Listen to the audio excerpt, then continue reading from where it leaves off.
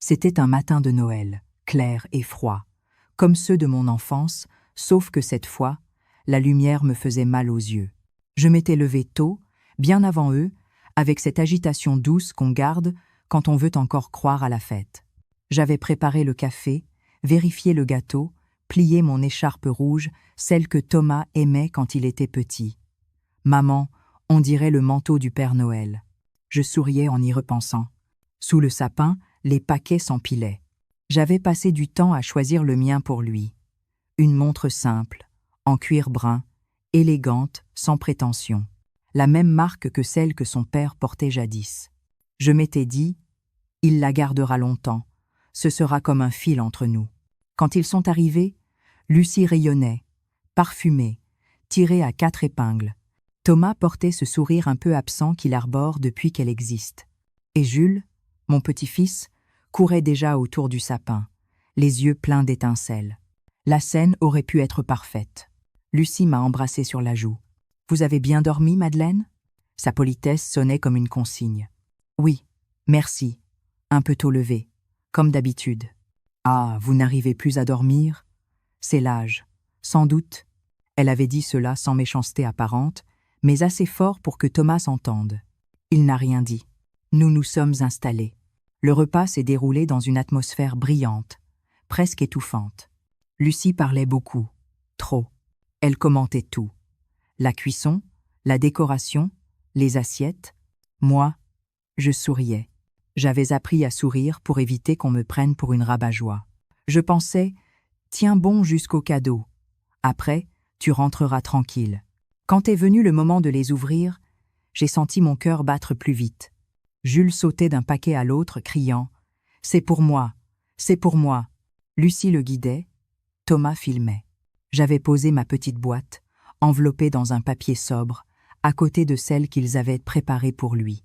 Je m'étais dit « Ce sera un moment à 3, père, mère et celle qui a donné la vie au père. » Mais à peine Jules eut-il fini d'arracher son dernier paquet que Lucie, d'une voix légère, a dit « Et maintenant, Thomas, le tien, regarde ce que j'ai choisi pour toi. » Elle lui tendit une boîte allongée, enveloppée dans un papier doré. Thomas la déchira en riant. Et là, mon souffle s'est coupé. Dans le papier froissé, j'ai vu briller une montre. Pas n'importe laquelle. La même. Même marque, même cuir brun, même cadran. Le même modèle que celui que j'avais acheté pour lui. Un silence a flotté, imperceptible. Lucie riait, triomphante. « Tu ne dis rien ? Elle est belle, non ? » J'ai hésité avec la version acier, mais celle-ci fait plus classique. Thomas l'a embrassée, ému. Elle est parfaite. Je crois que c'est ce mot-là qui m'a coupé le cœur. Je n'ai rien dit. Je tenais mon propre paquet sur les genoux, celui que je n'avais pas encore osé tendre. Une boîte de la même taille, le même ruban. Je l'ai regardée longtemps. Elle semblait soudain ridicule, déplacée, presque vulgaire. J'ai senti le rouge me monter aux joues. Lucie m'a jeté un regard rapide, satisfait. Elle avait compris. Elle savait. Je ne sais pas si elle l'avait fait exprès. Peut être que oui. Ou peut être que la cruauté n'a même plus besoin de calculer, quand elle est devenue naturelle. J'ai reposé mon cadeau sur mes genoux. Personne ne m'a demandé ce que c'était. Thomas continuait à examiner sa montre sous tous les angles. Lucie filmait, commentait, postait déjà la scène sur son téléphone. Et moi, je me suis tue.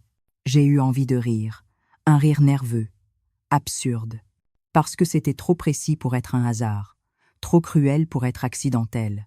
Elle n'avait pas seulement acheté une montre, elle avait pris ma place. Sous le sapin, elle venait de me voler le geste d'amour. Quand le café a été servi, j'ai prétexté une fatigue. Je vais rentrer, je crois. Lucie a levé les yeux, feignant la surprise. Déjà ? Mais le dessert ? Je préfère partir avant la nuit. Thomas a protesté mollement. Reste un peu, maman, voyons. Mais il n'a pas insisté. Il regardait encore sa montre. J'ai enfilé mon manteau, lentement. Sous mon bras, mon petit paquet restait intact. J'ai posé ma main sur la poignée de la porte. Et j'ai entendu derrière moi la voix claire de Lucie. « Ah, au fait, je crois qu'on a eu la même idée, non ?» Elle a ri. Un rire sec, poli, presque joyeux. Thomas a ri aussi, par réflexe. Et moi, je suis sortie. Le froid dehors m'a saisi, mais j'ai respiré à plein poumon. Dans la rue, les lumières clignotaient encore dans les vitrines. Des enfants riaient. Je marchais, droite, sans larmes. Ce n'était pas la douleur la plus violente que j'avais connue, mais c'était la plus précise. Comme un fil qu'on tire doucement, sans bruit, et qui défait toute la trame d'une vie. En rentrant chez moi, j'ai posé le paquet sur la table. Je l'ai ouvert. La montre brillait sous la lampe verte. Fine, simple, honnête. Je l'ai remontée, doucement, comme on remonte le cœur d'un souvenir. Puis je l'ai rangée dans le tiroir, à côté du carnet vert. Et j'ai écrit. Ce soir, j'ai vu mon amour dupliqué, et c'est ainsi qu'on m'a effacé. Mais un jour, c'est dans le silence qu'ils verront ce qu'ils ont fait. Je ne le savais pas encore, mais ce jour-là, sous le sapin, le véritable cadeau n'était pas celui qu'on m'avait volé. C'était le déclic, la naissance d'un regard neuf. Le moment où j'ai compris que, désormais, je n'étais plus une invitée. J'étais la témoin lucide d'une vérité. Il m'avait remplacée, mais il ne savait pas encore par qui. Avant que les rires ne deviennent des armes, avant que le sapin ne soit un théâtre, Noël, pour moi, c'était une fête d'odeurs et de promesses. Il suffisait du parfum des oranges piquées de clous de girofle, du crépitement du feu et du bruit des pas de pierre dans la neige pour que tout prenne sens. Je n'avais besoin de rien d'autre. Ni cadeaux luxueux, ni décorations à thème, seulement la chaleur des visages autour de la table et la certitude d'être à ma place. Pierre aimait préparer les fêtes comme on prépare un voyage. Dès la mi-décembre, il ressortait la vieille boîte en fer qui contenait nos guirlandes. Elle sentait la poussière et le sapin sec. Mais c'était l'un de ces trésors qu'on aurait échangé contre rien. Je le revois encore, debout sur la chaise, accrochant l'étoile dorée au sommet, en me lançant un regard malicieux. Et voilà, mission accomplie, Capitaine Noël. Nous rions comme deux enfants. Quand Thomas est né, tout a changé mais en mieux, au début. Ses premiers Noëls, je les ai vécus comme des miracles. Je me souviens du premier jouet qu'il a vraiment aimé. Un petit train en bois que Pierre avait verni lui-même. Il le faisait rouler sur la table pendant des heures, pendant que je servais la soupe et que Pierre riait en disant « Regarde, il a ton sérieux et ma maladresse. » Je croyais alors que la vie nous appartenait pour toujours. Nous n'étions pas riches, mais nous avions ce que les autres oubliaient, le temps. Chaque Noël était construit de nos mains. Les cadeaux, les décorations, les plats. Le soir du 24, je préparais toujours la même dinde farcie. Et Pierre, lui, faisait le dessert, sa fameuse bûche au café, roulée à la main, un peu de travers mais délicieuse. Nous avions une règle. Un cadeau chacun, choisi avec cœur, jamais pour impressionner. Pierre disait « Le vrai cadeau, c'est de se connaître assez pour trouver ce qui manque à l'autre. » Quand Thomas a grandi, il participait aussi. Je lui laissais préparer la décoration de la table. Il aimait plier les serviettes en forme d'étoile. À 7 ans, il m'avait offert un dessin. Moi, à côté du sapin, avec un cœur énorme sur le ventre. Il avait écrit « Pour maman, le cœur de la maison. » Je garde ce dessin encore aujourd'hui, jauni, dans une boîte avec d'autres trésors. Des cartes, des petits mots, les photos où nous sourions tous les trois. Les années ont passé, et Noël est resté notre ancre. Même quand Pierre est tombé malade, il insistait pour qu'on garde la tradition. Tant que tu fais ta dinde et que je brûle la crème au café, tout ira bien, plaisantait-il. La dernière année avant sa mort, il m'a pris la main à table.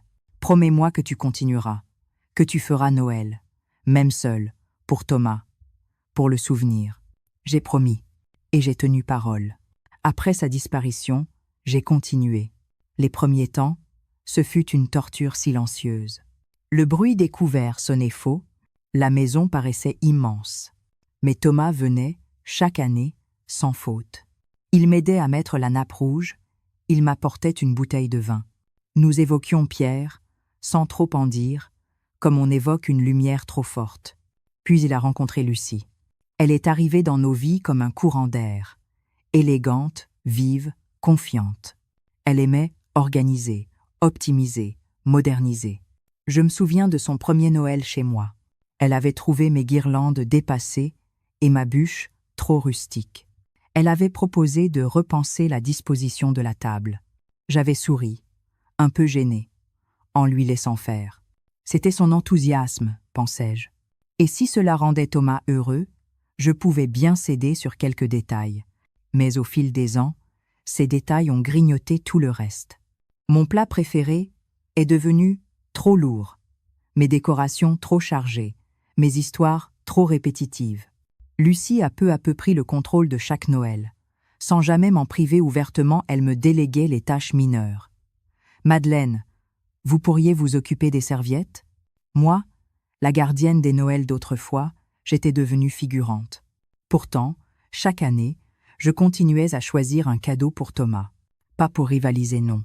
Simplement pour perpétuer ce fil, ce geste, ce petit instant d'amour simple qui nous avait unis toute sa vie. Je savais qu'il aimait les montres, comme son père.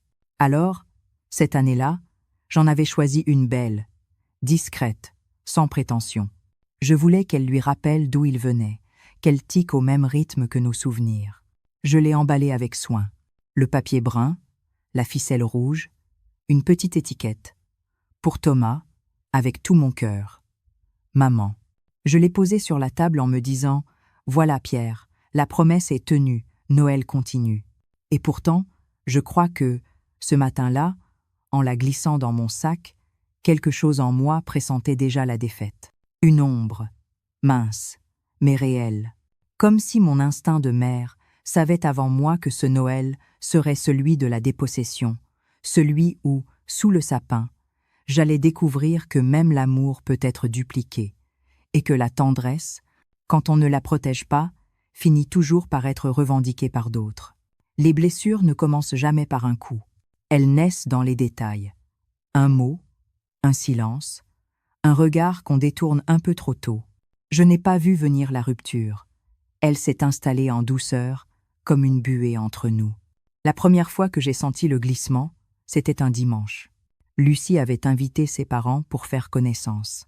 J'avais préparé une tarte aux pommes, ma recette la plus simple, celle qui faisait toujours sourire Thomas.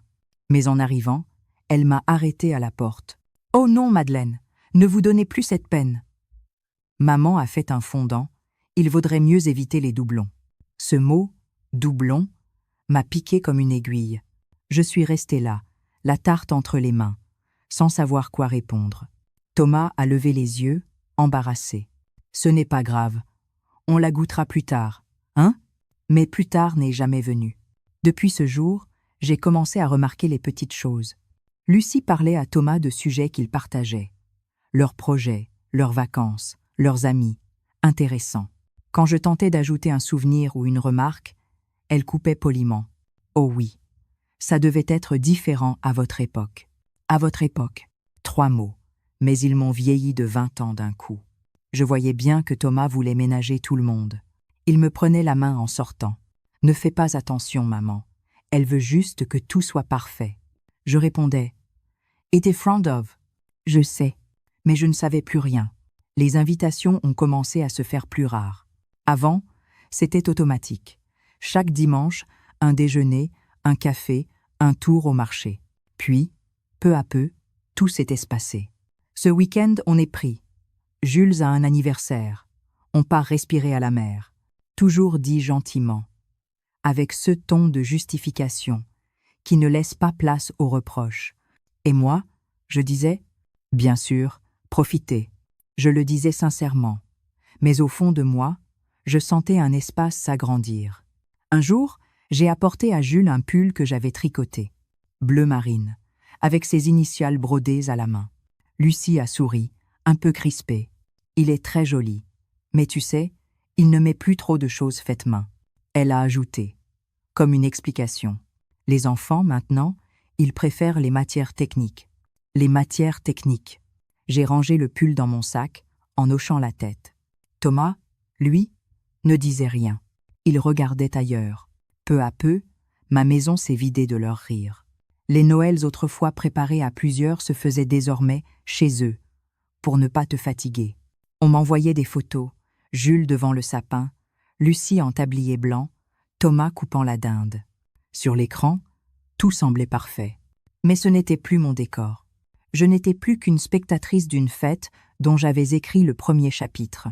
Je continuais pourtant à sourire, à écrire des cartes, à passer de petits coups de fil. « Tu vas bien ?» Toujours la même réponse. « Oui, oui, tout va bien. On pense à toi. On pense à toi. » Formule légère, vide. Penser, c'est peu. Quand autrefois, on vivait ensemble. Je me souviens d'un dîner où j'ai compris que quelque chose s'était brisé pour de bon. Lucie servait le plat principal, un risotto aux truffes, en disant « C'est la recette de ma mère ». Thomas a ajouté « C'est délicieux. C'est presque aussi bon que celui qu'on faisait, maman. Tu te rappelles ?» Je me suis forcée à rire. Presque aussi bon. C'était devenu ma place. Presque. Un souvenir. Une ombre. À la maison, je notais tout dans mon carnet vert. Pas par rancune, mais par besoin d'ordre. Je notais les phrases exactes, les gestes, les silences. Je me disais que si un jour ma mémoire faiblissait, il faudrait au moins qu'un objet garde trace de ce que j'avais vu. Dans la marge, j'avais écrit « Il ne m'efface pas d'un coup. Il me dilue. » C'est ce mot qui revenait souvent à mon esprit. Diluer. On ne me repoussait pas. On me dissolvait doucement, dans la bienséance et les formules aimables. Lucie me donnait parfois l'impression de vouloir mon affection comme une médaille, mais sans supporter ma présence. Elle voulait être la seule femme du récit. Et Thomas, lui, fermait les yeux pour éviter le conflit. Les hommes appellent cela la paix, mais c'est souvent le confort. Je n'ai jamais crié. Je n'ai jamais demandé. Pourquoi vous me tenez à distance? Je savais qu'on m'aurait répondu, mais pas du tout. Les mots ne servent à rien quand la réalité se charge de prouver le contraire. Chaque Noël, chaque fête, chaque repas renforçait cette distance. Je venais avec des plats qu'on avait déjà prévus. J'apportais des idées qu'on avait déjà eues. Peu à peu, j'ai cessé de proposer. Je me suis contentée d'attendre les invitations, comme un courrier qui se fait rare. Mais l'amour maternel a cette maladie incurable. Il espère toujours. Alors, quand cette année-là, Thomas m'a appelé pour m'inviter à passer Noël chez eux, j'ai cru, bêtement, que tout allait recommencer comme avant. Je me suis dit, cette fois, on sera ensemble, simplement. J'avais tort. Ce Noël-là, celui du double cadeau sous le sapin, allait m'apprendre que parfois, ce qu'on croit encore vivant n'est déjà plus qu'un souvenir qui tremble. Je crois qu'il existe dans toute vie une scène, un geste minuscule, où tout bascule pas dans le vacarme, mais dans la clarté. Pour moi, ce fut ce matin-là, sous le sapin, quand j'ai vu Thomas ouvrir cette montre qui n'était pas la mienne. Mais l'injustice, la vraie, ne se limite jamais à une seule humiliation. Elle continue, s'étire, s'affine, jusqu'à devenir une méthode. Quelques jours après ce Noël, j'ai voulu me convaincre que j'exagérais. J'ai même tenté de rire de moi-même. Tu es susceptible, Madeleine. À ton âge, on se blesse pour si peu. Mais une voix, au fond, me disait que ce n'était pas une maladresse. C'était une stratégie lente, calculée, presque élégante, effacée sans avoir l'air de chasser. Une semaine plus tard, Lucie m'a appelé. Sa voix était sucrée, précise, comme toujours. « Madeleine, j'ai pensé à quelque chose. Pour l'an prochain, on pourrait simplifier, non ? » Simplifier ? Oui, tu sais, Noël, les cadeaux, tout ça. On pourrait se coordonner pour éviter les, les doublons. Ce mot, encore. Les doublons. Elle l'avait déjà utilisé pour ma tarte, pour mes gestes, pour mon rôle. Cette fois, elle l'appliquait à mon amour. J'ai senti ma gorge se serrer, mais je suis restée calme. D'accord. Que proposes-tu ? Eh bien, on pourrait faire une liste partagée, pour les cadeaux. Comme ça, tout le monde saura qui offre quoi. Et puis, Jules grandit, il faut éviter de le gâter 2 fois pour les mêmes choses. Je me suis tue quelques secondes avant de répondre. Je comprends. C'est mieux, non ? Et puis ça t'évitera des dépenses inutiles. Des dépenses inutiles. Voilà comment on parlait désormais des gestes de mon cœur. Ce soir-là, j'ai ouvert mon carnet vert. J'ai écrit. Le contrôle se déguise toujours en organisation. Et j'ai ajouté, quand ils ne peuvent plus vous faire taire, ils vous rendent redondante. Mais la véritable gifle, la vraie, n'est arrivée qu'un peu plus tard, au printemps. J'étais passée chez eux, comme autrefois, pour déposer un colis, quelques confitures de Mirabelle et un petit châle pour Jules. Lucie m'a ouvert avec un air surpris. « Oh, Madeleine, quelle visite inattendue !» Je lui ai tendu le sac. Juste un petit rien pour Jules. Elle l'a pris du bout des doigts. « C'est gentil, mais tu aurais dû m'en parler avant. » « Pourquoi ? » « Parce qu'il a des allergies, maintenant. Et puis, il n'aime plus trop les choses faites maison. Tu comprends, on essaie de cadrer un peu son alimentation. » Je l'ai regardée sans un mot. Elle a ajouté, presque gênée. « Et puis, le châle, c'est mignon, mais il en a déjà un, très joli, offert par mes parents. » Je suis restée là, sur le seuil, avec mon sourire appris. Le silence entre nous était lourd comme une nappe mouillée. Je savais que si je répondais, ne serait-ce qu'un mot, elle trouverait une façon de me peindre en vieille susceptible. Alors j'ai choisi de me taire. Thomas est arrivé à ce moment-là, derrière elle. Il m'a vue, a hésité, puis a dit « Ah, maman, tu aurais dû prévenir. On allait sortir. » Je ne fais que passer. Il m'a embrassée distraitement, comme on salue une voisine polie. Et c'est là que j'ai compris. Ce n'était plus un malentendu. C'était un effacement. Programmé, tranquille, presque administratif, je suis rentré chez moi lentement, sous une pluie fine. Les trottoirs brillaient et je me disais « Voilà donc comment on disparaît aujourd'hui, sans drame, sans cri, juste par exclusion progressive du réel. On ne vous interdit pas, on vous rend inutile. Et l'inutilité est la mort la plus propre qu'une société puisse inventer. » Le soir, en rangeant la confiture intacte, j'ai repensé à Pierre. S'il avait été là, il aurait ri doucement. « Ne te laisse pas faire, Madeleine. Il n'y a pas de cadeau inutile quand il est sincère. » Mais Pierre n'était plus là. Et face à Lucie, la sincérité n'était pas une force. C'était une faille. Les semaines suivantes, j'ai observé. Lucie décidait de tout. Les dates, les menus, les horaires, les présents, les mots. Thomas suivait. Jules grandissait dans un monde où les adultes parlaient de moi comme d'une figure ancienne, un personnage secondaire. Je voyais tout cela, et j'écrivais, patiemment, chaque remarque, chaque phrase anodine, chaque petit effacement. Je n'en voulais pas à Thomas. Je lui en voulais d'avoir cessé de voir. Et puis, un soir, tout a pris forme. Je regardais des photos qu'ils avaient publiées sur Internet. Noël, Pâques, anniversaire. Je n'y figurais plus, même pas en arrière-plan. Ils avaient refait l'histoire sans moi. J'ai fermé l'écran. C'était la goutte d'eau. Je n'étais plus seulement exclue des fêtes. J'étais effacée de la mémoire visible. Ce soir-là, je me suis servi un verre de vin, seul, et j'ai dit tout haut, « Très bien, Lucie. Tu veux être le centre ? Tu l'auras. Mais moi, je reprendrai ce que tu ne vois pas. Le fond. » J'ai ouvert mon carnet vert. J'ai noté. On ne m'effacera pas par omission. J'existerai autrement par la loi, par la mémoire, par la trace. Et c'est là, à ce moment précis, que j'ai senti quelque chose se retourner en moi. Pas de colère, pas de vengeance. Une lucidité froide, claire, comme une lampe allumée dans la nuit. C'est ce soir-là que j'ai décidé de ne plus subir. Pas en criant, en écrivant, en préparant, en signant, à mon tour, ma propre justice. Les nuits ont recommencé à m'éveiller. Pas d'un seul coup. Non, c'était plus subtil. Je m'endormais, puis une pensée me traversait, minuscule, et mon corps se raidissait. Je restais là, les yeux ouverts, à fixer le plafond, à écouter le bruit du monde endormi. Les nuits d'insomnie ne sont pas des nuits vides. Elles bruissent d'ombre, de regrets, de dialogues qu'on n'a jamais eus. Je pensais à Thomas, à sa main d'enfant sur la mienne, à son regard quand il me disait « Promis, maman, jamais je ne t'oublierai ». Et à cette phrase, que j'avais crue éternelle, s'ajoutait maintenant une autre. On fera une liste partagée, pour éviter les doublons. C'est fou comme les mots peuvent vieillir plus vite que les gens.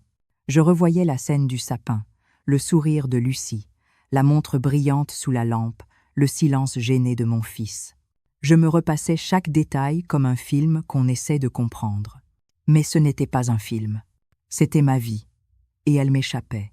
Ces nuits-là, je n'avais plus besoin de réveil.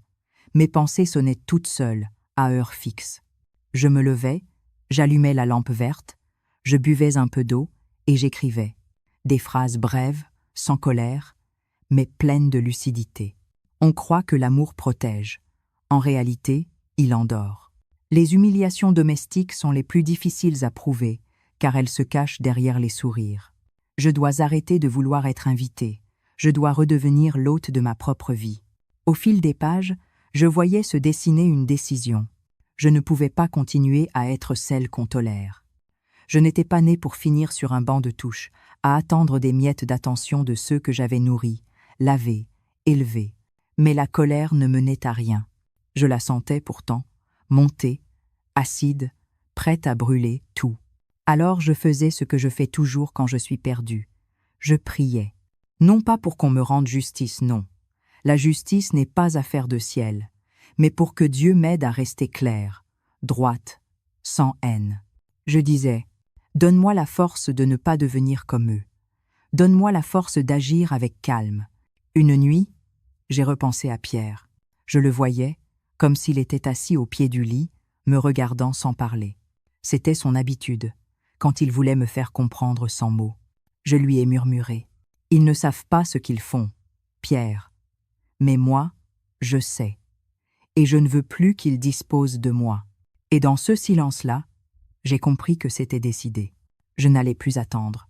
Le lendemain, j'ai fait du café noir, fort, brûlant, et j'ai sorti de l'armoire les vieilles chemises en carton. Tous les papiers de la maison y dormaient.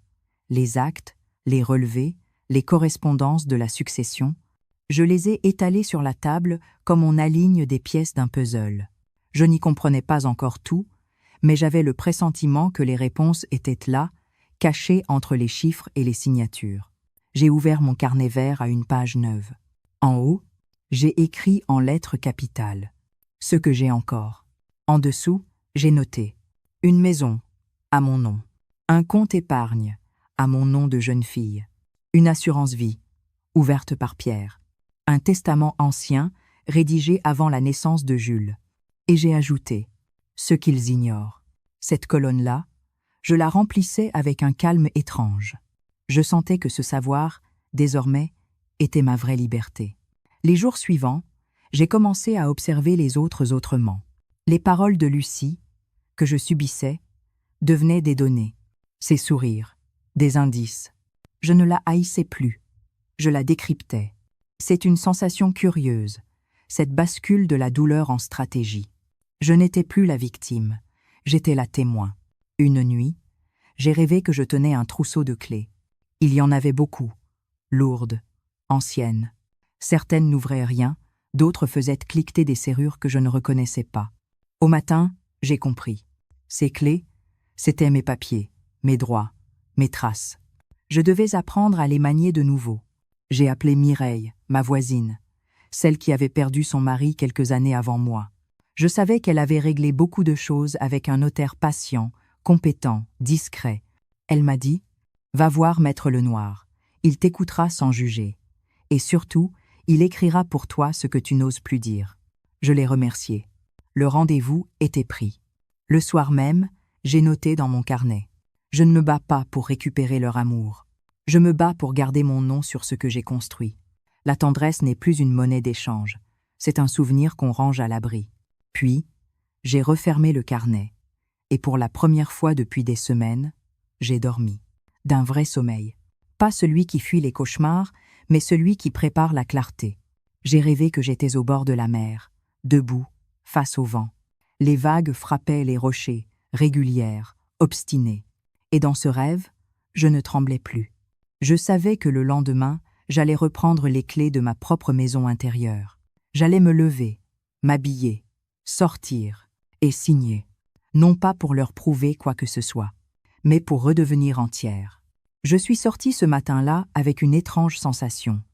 Ni peur, ni excitation. Une sorte de lucidité tranquille, presque mathématique.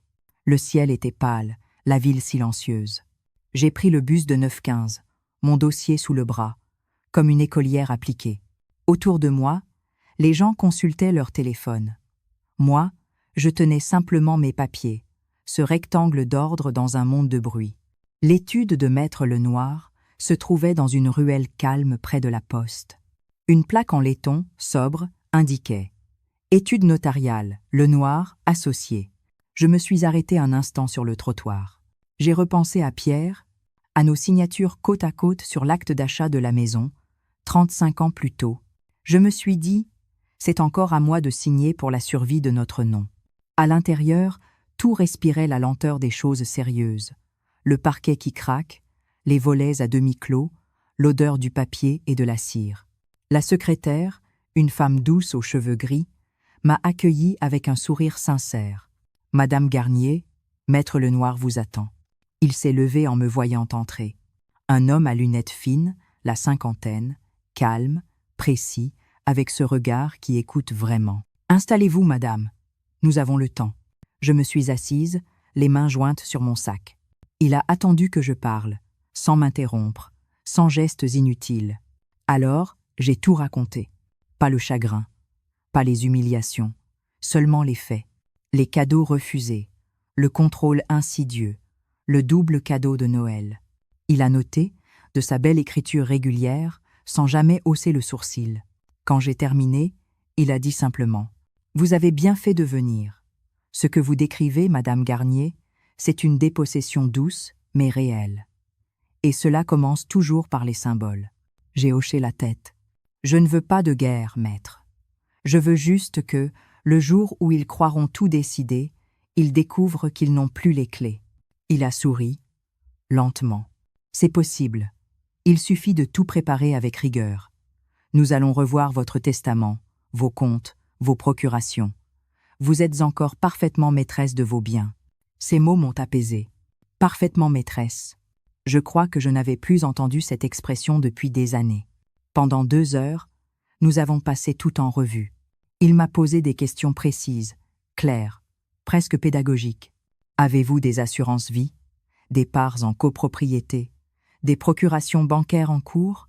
Je sortais les documents un à un, et il les classait, méthodiquement, dans des chemises de couleur. Bleu pour la maison, jaune pour les comptes, verte pour le testament. Tout avait soudain une logique. Souhaitez-vous que votre fils soit héritier principal? Non. Il a levé les yeux. Vous souhaitez prévoir autrement? Je veux que mon petit-fils reçoive directement quelque chose. De mon vivant s'il le faut, sans intermédiaire. Il a noté, sans commenter. C'est votre droit, Madame Garnier. Nous ferons un legs direct, notarié et irrévocable. Il n'y a rien de plus légal ni de plus juste. Ces mots « rien de plus légal », rien de plus juste, m'ont réchauffé le cœur. Je me suis senti lavé. Pendant qu'il imprimait les premières versions des actes, j'ai regardé par la fenêtre. Dans la cour, un magnolia commençait à fleurir. Et je me suis dit, il y a des renaissances qui se préparent dans le silence administratif. Nous avons fixé un second rendez-vous. Avant de partir, il m'a tendu une pochette beige. Gardez ceci. Et surtout, n'en parlez à personne. Vous ne devez rien laisser paraître. C'est dans le calme qu'on gagne les batailles justes. Je lui ai serré la main. Elle était tiède, ferme.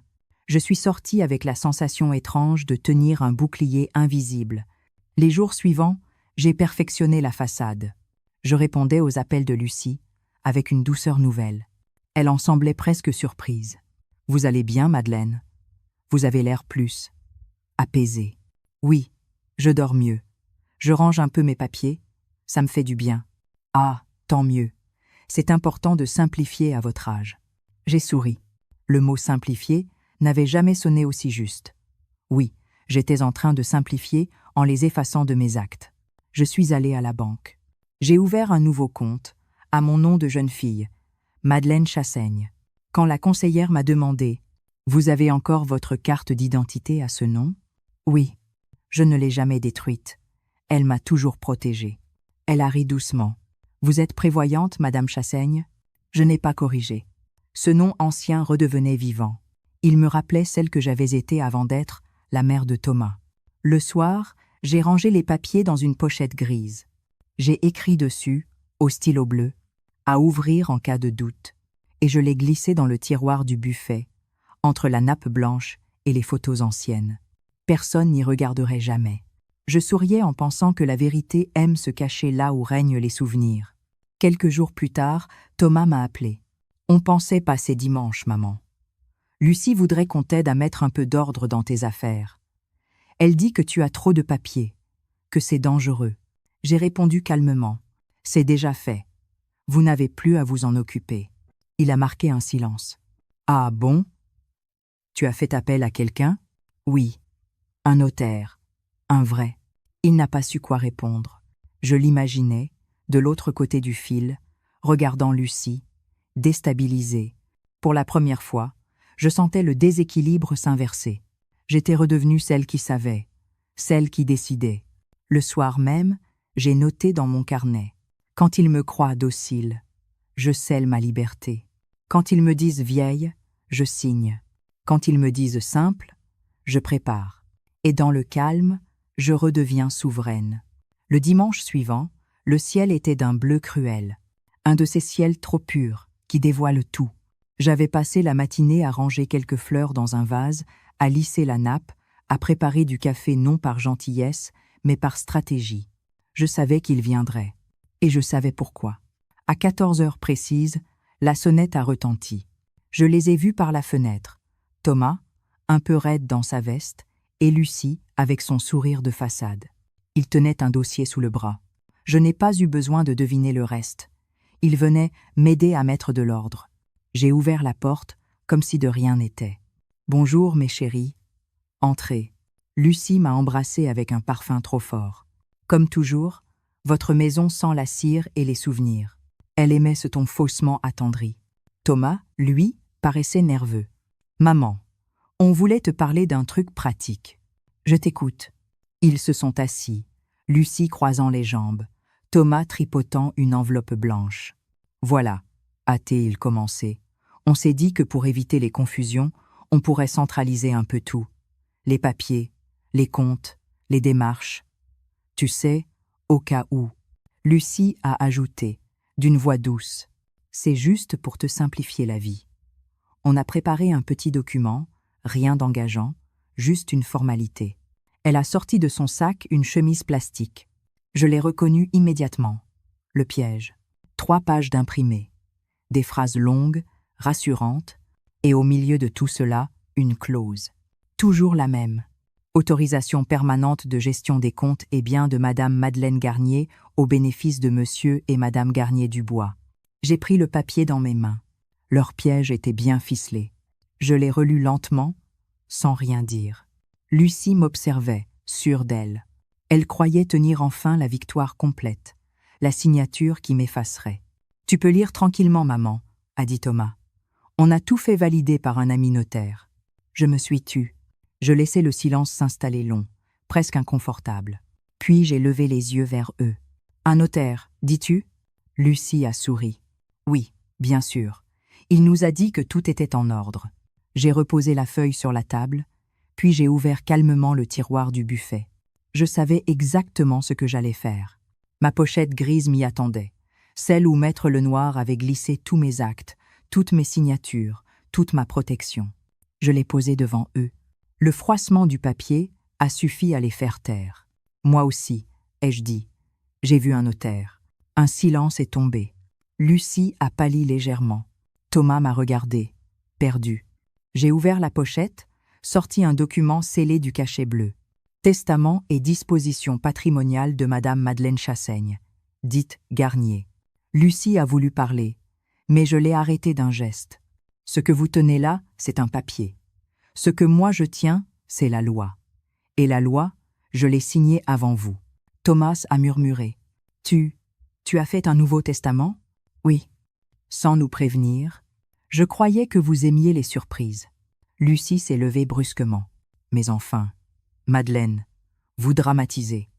On voulait simplement vous aider. Aider? Non, Lucie. Vous vouliez administrer. Ma voix était calme, posée.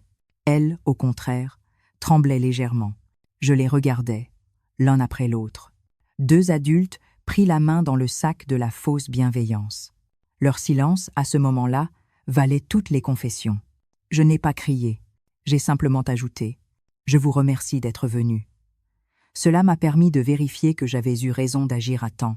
Lucie a voulu récupérer la chemise blanche, mais je l'ai repoussée doucement. « Laissez-la là. Elle me servira de souvenir. Elle a rougi. Vous êtes injuste. Non. Exact. Thomas avait le visage fermé. Il s'est levé à son tour. Maman, tu crois vraiment qu'on t'en veut? Non. Je crois que vous ne me voyez plus, ce qui revient au même. Je me suis dirigée vers la fenêtre. Dehors, le vent faisait bouger les branches du magnolia. Je me suis tournée vers eux. Vous savez, Pierre disait toujours, quand on veut simplifier, on commence par comprendre, pas par signer. J'ai repris leurs papiers, les ai pliés proprement et les ai déposés sur le rebord de la table. Je ne signerai rien. Vous, en revanche, allez devoir relire vos consciences. Lucie a voulu répondre, mais Thomas l'a retenue par le bras. « Viens, Lucie. Ça ne sert à rien. » Elle a murmuré. « Mais c'est absurde. »« Non, a-t-il dit doucement. C'est elle qui a raison. » Ils sont partis sans se retourner. La porte s'est refermée avec ce bruit mat qu'ont les vérités quand elles tombent. J'ai attendu quelques secondes, puis j'ai rangé la pochette dans le buffet. Ma main ne tremblait pas. Tout était en ordre. Je me suis assise, seule, avec le café que j'avais préparé. Il était froid, mais bon. J'ai ouvert mon carnet vert. J'ai écrit, d'une écriture nette. Aujourd'hui, le piège s'est refermé pas sur moi, mais sur eux. Le calme est une forme de précision. Et la précision, parfois, vaut toutes les colères. Le soleil entrait par la fenêtre, découpant un carré de lumière sur la nappe. Je l'ai regardé un moment, sans penser à rien. Pour la première fois depuis longtemps, j'étais libre. Libre parce que j'avais cessé de réclamer et choisi d'agir. J'avais compris que le vrai pouvoir ne fait pas de bruit, il signe. Les jours qui suivirent furent étranges, presque suspendus. Je n'ai rien changé à mes habitudes. Le marché le mardi, la lessive le jeudi, la lecture après le déjeuner. Mais tout, autour de moi, semblait plus clair, comme si le monde, enfin, s'était remis à la bonne distance.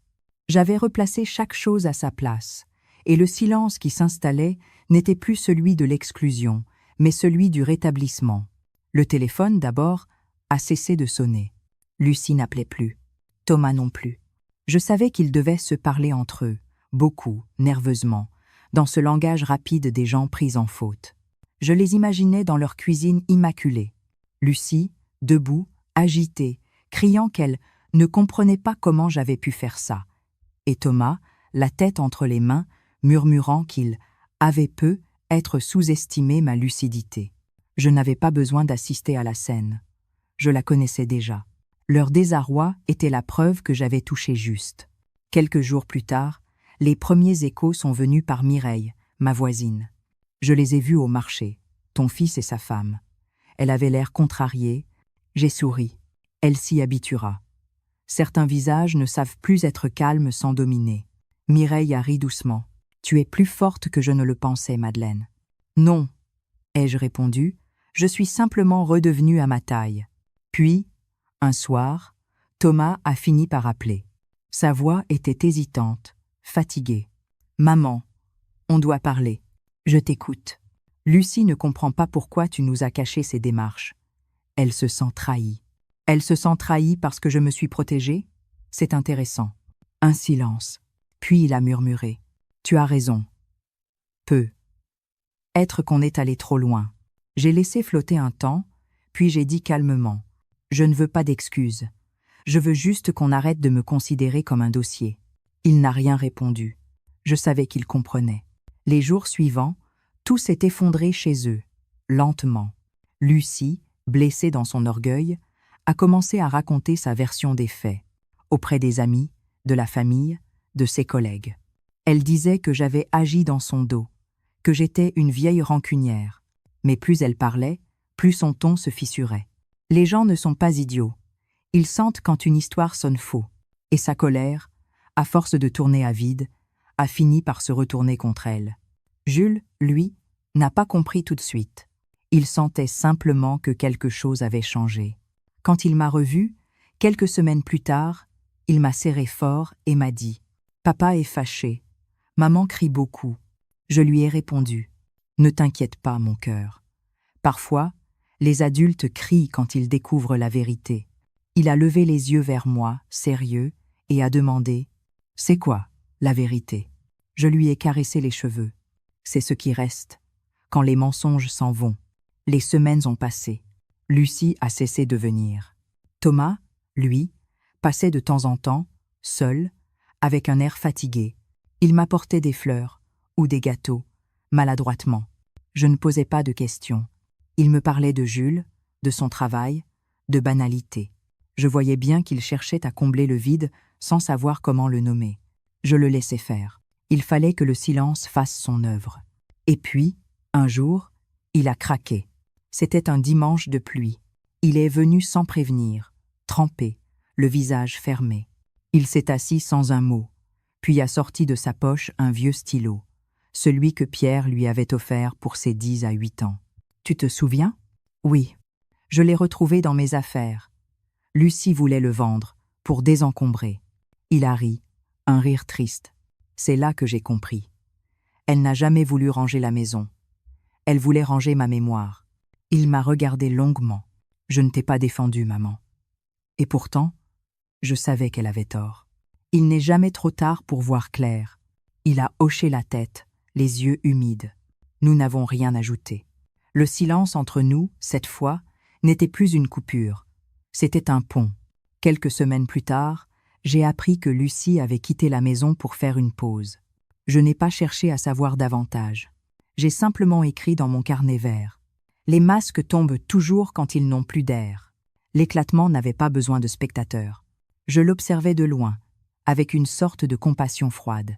Je ne voulais pas leur malheur, je voulais seulement la vérité. Et la vérité, quand elle surgit, se charge toujours du reste. Un soir, Thomas m'a appelé de nouveau. Sa voix était calme, presque apaisée. « Maman, tu crois qu'un jour on pourra tout reprendre ? Non, on ne reprend jamais. On recommence autrement. » Il n'a rien répondu, mais j'ai entendu son souffle trembler. Jules, lui, a recommencé à venir me voir. De temps en temps, il jouait dans le jardin, dessinait à la table de la cuisine. Je lui faisais des gâteaux, discrètement, sans trop de sucre pour ne pas désobéir. Et dans son rire, j'entendais parfois celui de Thomas enfant. La boucle se refermait, mais à un autre niveau, plus doux, plus vrai.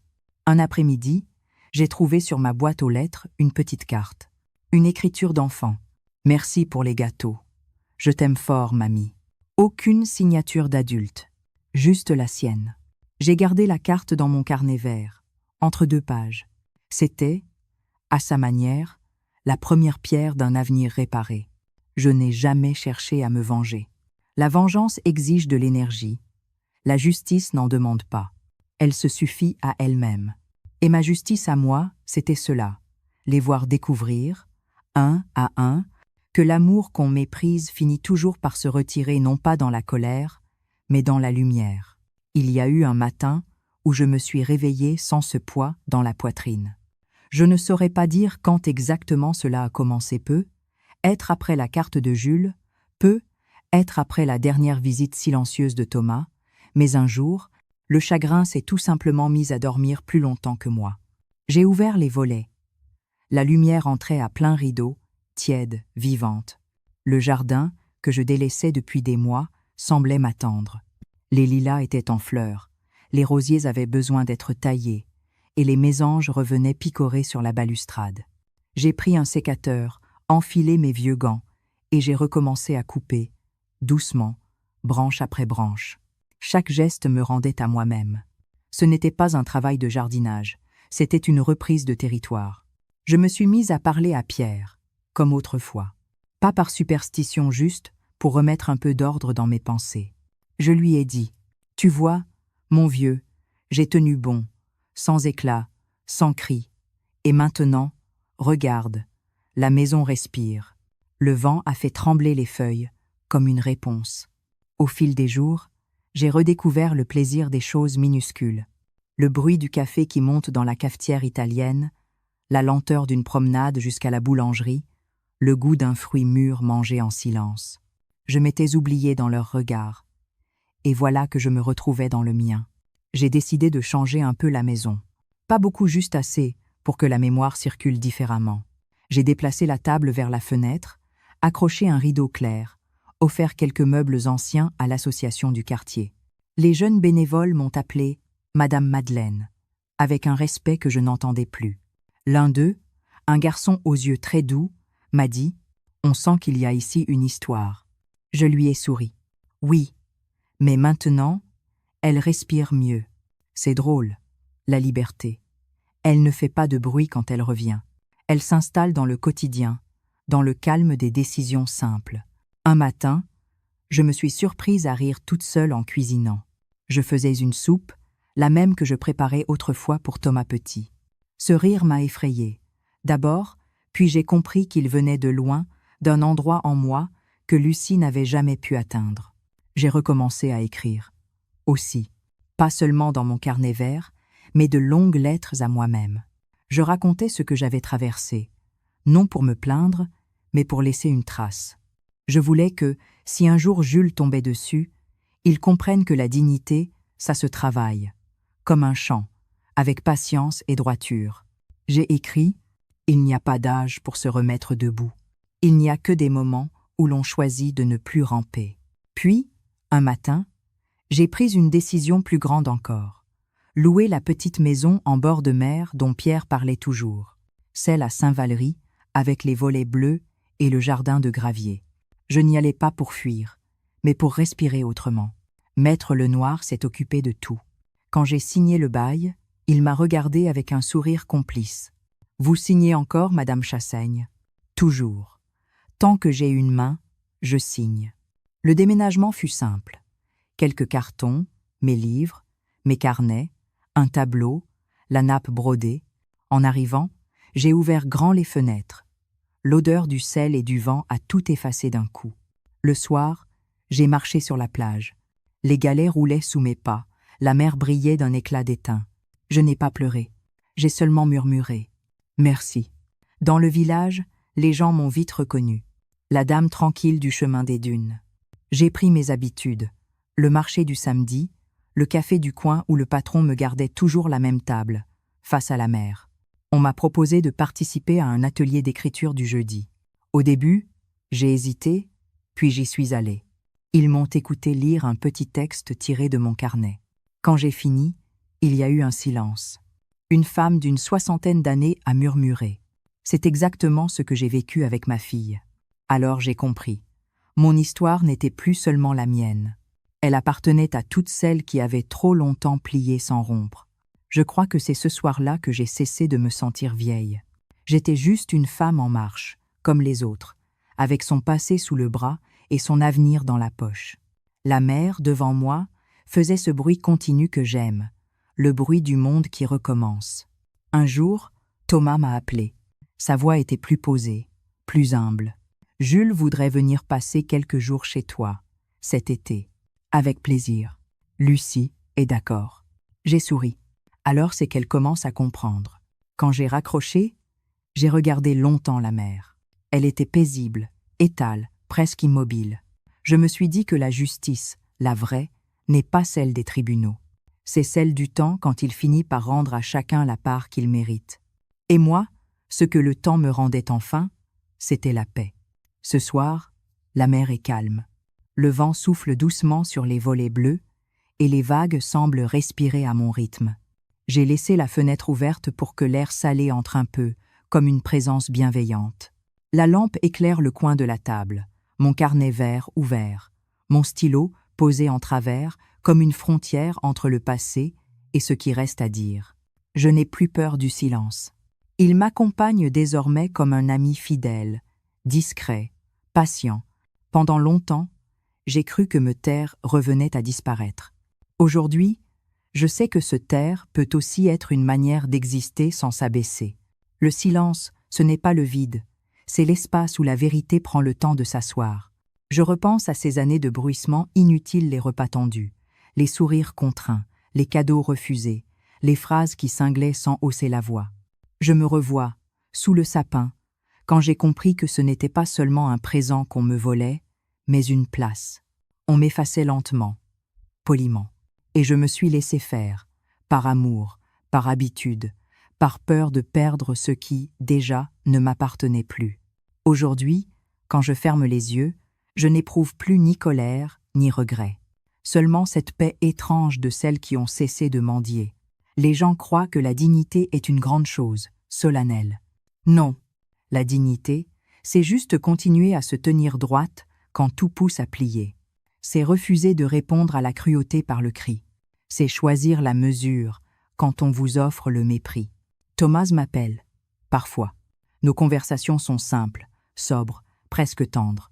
Il a mis du temps à comprendre que l'amour n'est pas une dette, ni une habitude, mais une responsabilité. Je ne lui en veux plus. Je l'ai élevé pour qu'il soit libre. Il a simplement mal compris ce que cela signifiait. Lucie, elle, reste à distance. Je ne lui souhaite rien de mauvais. Je lui souhaite seulement d'apprendre un jour que le pouvoir qu'on prend sur les autres finit toujours par se retourner contre soi. Jules viendra la semaine prochaine. J'ai préparé la petite chambre d'amis, mis un drap neuf, posé sur la table de chevet, un livre d'aventure et un coquillage qu'il aimait quand il était plus petit. Je sais qu'il posera des questions. Les enfants sentent les silences mieux que les adultes. Je lui répondrai sans mensonge, mais sans rancune. Je veux qu'il retienne que l'on peut être blessé sans devenir blessant. La nuit tombe lentement. Le ciel se teinte de cuivre. Sur la table, mon carnet vert attend. Je le refermerai tout à l'heure, après ces lignes. C'est drôle. J'ai l'impression de clore non pas une histoire, mais un chapitre de respiration. Je regarde autour de moi. La tasse encore tiède, les fleurs du jardin dans un pot de verre, les lettres rangées dans leur boîte. Tout est simple, ordonné, vivant. Et dans ce décor paisible, je sens encore la trace de celle que j'étais autrefois la femme qui avait peur d'être oubliée. Elle est toujours là, au fond, mais apaisée, réconciliée. Elle sait désormais que l'amour qu'on donne n'est jamais perdu. Il change simplement d'adresse. Je pense souvent à toutes ces femmes que je croise au marché, ou que j'ai vues un jour dans la salle d'attente du notaire. Celles qui parlent bas, qui s'excusent d'exister, qui tremblent en sortant un papier, un chéquier, un souvenir. Elles me ressemblent. Elles ont donné, trop souvent sans retour, et elles pensent que c'est trop tard pour se redresser. Mais il n'est jamais trop tard. Je voudrais leur dire, on ne rajeunit pas en se taisant. On renaît quand on écrit son nom une dernière fois, non pas pour plaire, mais pour exister. C'est cela, ma victoire. Pas les papiers, pas les comptes, pas les actes notariés. Ce n'est pas d'avoir gagné contre eux, c'est d'avoir gagné contre l'idée que je ne comptais plus. La vengeance aurait été un cri. La justice, elle, a la forme d'un silence qu'on choisit. Ce soir, j'ai allumé une bougie sur la table. La flamme danse doucement, elle me rappelle celle des Noëls anciens, quand tout semblait encore solide et plein de promesses. Mais cette fois, la lumière n'éclaire pas un passé perdu. Elle éclaire un présent retrouvé. Et c'est suffisant. Je ne sais pas combien de temps il me reste à vivre. Mais je sais que désormais, aucun de mes jours ne sera consacré à attendre qu'on me voie. Je me vois, et cela suffit. J'ai cessé d'être une invitée dans ma propre existence. J'en suis redevenue l'hôte. Alors, avant d'éteindre la lampe, je ferme le carnet. Je murmure, doucement. Pour moi, pour toutes celles qui comprendront, il y a des victoires qu'on n'entend pas. Elles n'éclatent pas, elles apaisent. Elles ne détruisent pas, elles réparent. Elles ne parlent pas, elles regardent. Et c'est dans ce regard-là que naît la paix. Je souffle la bougie. Le silence reprend toute la place, comme un manteau chaud. Et dans ce silence, enfin, tout s'achève et tout commence.